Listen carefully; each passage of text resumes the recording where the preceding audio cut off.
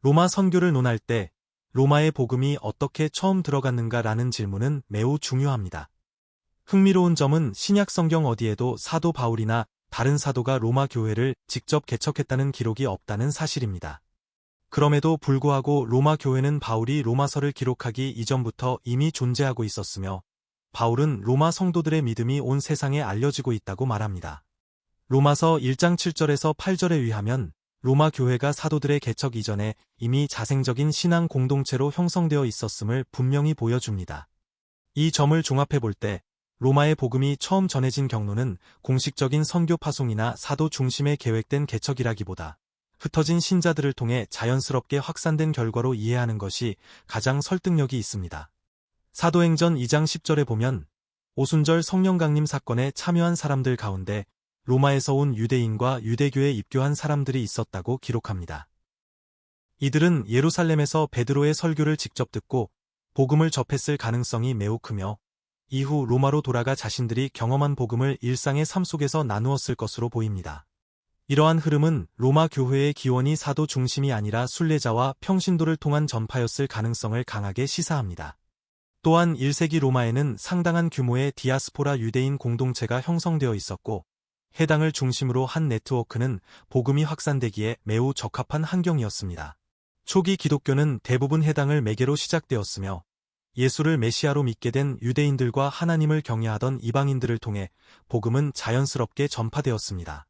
로마서 16장에 등장하는 다양한 인물들이 유대적 이름과 헬라적 배경을 함께 지니고 있다는 점은 로마 교회가 단일한 선교 경로가 아니라 다양한 이동과 관계망 속에서 형성되었음을 보여줍니다.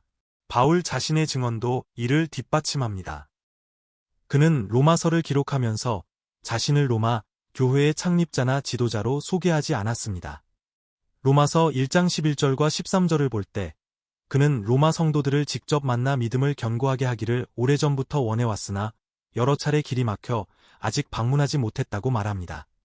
이 고백은 로마 교회가 이미 신앙 공동체로 기능하고 있었으며 바울은 교회를 세우기 위해 가는 개척자가 아니라 이미 존재하는 교회를 사도적 가르침으로 섬기려는 선교적 방문자였음을 분명히 보여줍니다. 이러한 맥락은 바울의 3차 선교 여행 이후의 행보에서도 더욱 분명해집니다. 로마서 15장 23절에서 24절을 보면 바울은 에베소를 중심으로 한 장기간의 사역을 마친 뒤 마게도냐와 아가야 지역을 순회하며 교회들을 견고히 했고 고린도에 머무는 동안 로마서를 기록했습니다.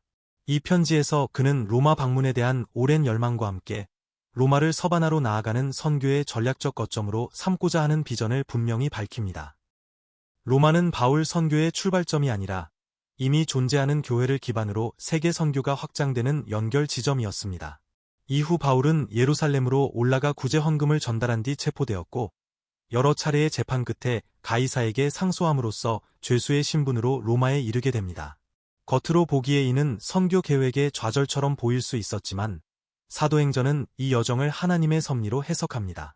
사도행전 28장 말미에 보면 바울은 로마에서도 가택연금 상태에서 복음을 전하며 담대히 하나님 나라를 가르쳤고 제국의 중심에서 그리스도의 복음이 선포되는 증인이 되었습니다.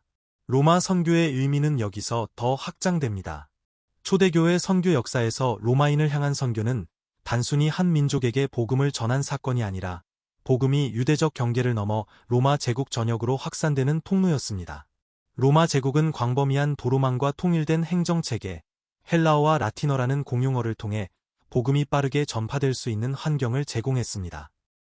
바울은 이러한 제국의 구조를 전략적으로 활용하여 주요 도시를 거점으로 선교를 전개했고 그 결과 복음은 사회 각계각층으로 확산되었습니다. 그러나 로마 제국은 다신교와 황제 숭배가 공존하는 종교다원주의 사회였기에 예수는 주라는 기독교의 고백은 황제를 주로 섬기던 제국의 이념과 정면으로 충돌했습니다. 그리스도인들은 종종 박해의 대상이 되었고 네로 황제 시기부터 시작된 박해는 수세기 동안 지속되었습니다. 그럼에도 이러한 박해는 복음을 억누르기보다 오히려 그리스도인들의 신앙의 진정성과 희생을 드러내는 계기가 되었고 복음의 확산을 가속화하는 역설적 역할을 하게 되었습니다.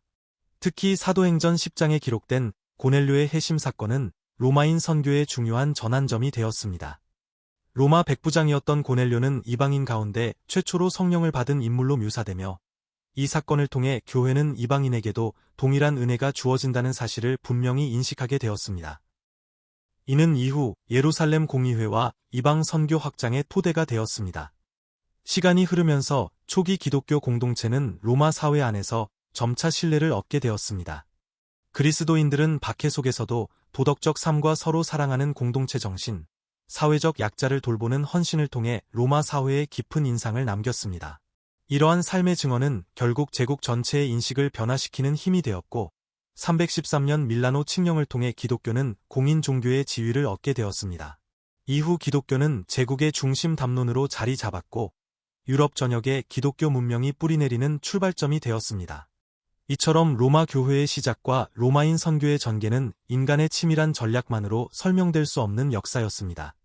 로마의 복음이 전해진 것은 사도의 이름으로 시작된 일이 아니라 성령을 경험한 평범한 신자들의 이동과 삶을 통해 조용히 확산된 사건이었고, 바울의 로마 방문은 그 이미 존재하던 공동체를 세계 선교의 중심 무대로 연결한 전환점이 되었습니다. 로마는 한때 복음을 박해했던 제국이었지만 결국 복음에 의해 다시 정의되고 변화된 제국이 되었으며, 로마 선교는 처음부터 끝까지 하나님의 주권적 계획하심 속에서 이루어진 선교였음을 보여줍니다.